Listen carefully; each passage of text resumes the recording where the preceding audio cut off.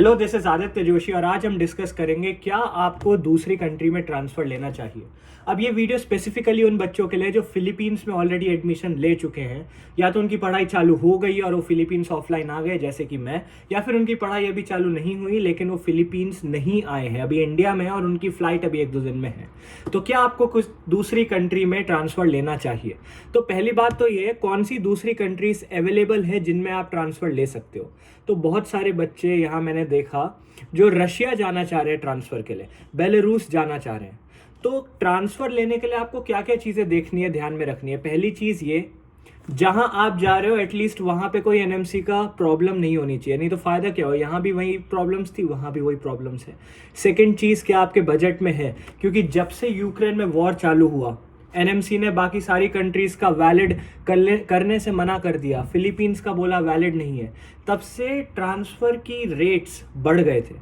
लोग रशिया जैसी countries, Kyrgyzstan, Kazakhstan, Uzbekistan, New Zealand, Canada, ऐसी कंट्रीज़ में बहुत ज़्यादा ट्रांसफ़र ले रहे थे और इसकी वजह से उनकी फ़ीस जब पहले कम थी, अब वही ट्रांसफ़र फ़ीस और वही रीएडमिशन की फ़ीस अब बढ़ चुकी है। तो क्या आपके बजट में ये आएगा? और तीसरी चीज़ आपको याद रखनी है कि वहाँ जाके रीस्टार्ट अगर आप करते हो, ठीक है, क्योंकि बहुत सारे बच्चे ट्रांसफ़र ले नहीं पाते हैं। ऐसा नहीं होता कि यहाँ फर्स्ट ईयर ख़त्म होने वाला था तो वहाँ सेकेंड ईयर में एडमिशन ले लो, क्योंकि ये इतना फ्लुएंट या इतना ईजी स्मूथ प्रोसेस नहीं होता है। तो अगर आपको ऐसा वहाँ पे एडमिशन नहीं मिल रहा है और आपको रीस्टार्ट करना है, तो आपकी करंट एज क्या है? क्योंकि अगर आप ऑलरेडी 23, 24, 25 ईयर के और अब वहाँ जाके आप री एडमिशन करोगे, 6 साल अब स्टार्ट करोगे, तो आपकी एज कितनी ज़्यादा हो जाएगी। उसके बाद आपको देखना है किसी और कंट्री को चूज़ करने से पहले कि वहाँ जाने के बाद आपके पास फ्यूचर में और ऑप्शंस क्या होंगे।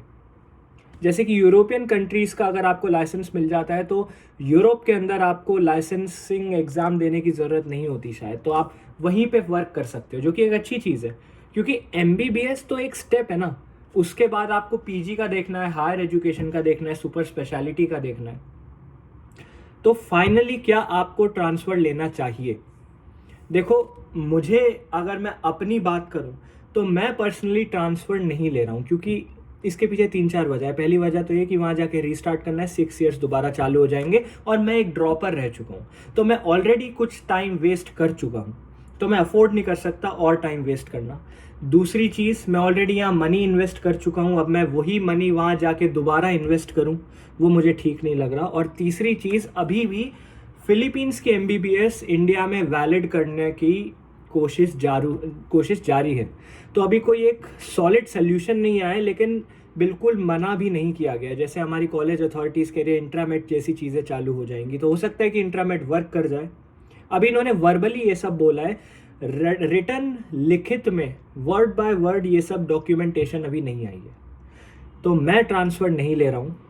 ट्रांसफ़र क्या लेना चाहिए वो आपकी कॉल है, लेकिन आपको ये तीनों चीज़ें याद रखनी है। पहली, ड्यूरेशन कितनी होगी, दूसरी, वहाँ जाके आपके पास और ज़्यादा ऑप्शंस क्या होंगे आगे पढ़ाई के, और तीसरे, क्या आपके बजट में वो आता है या नहीं।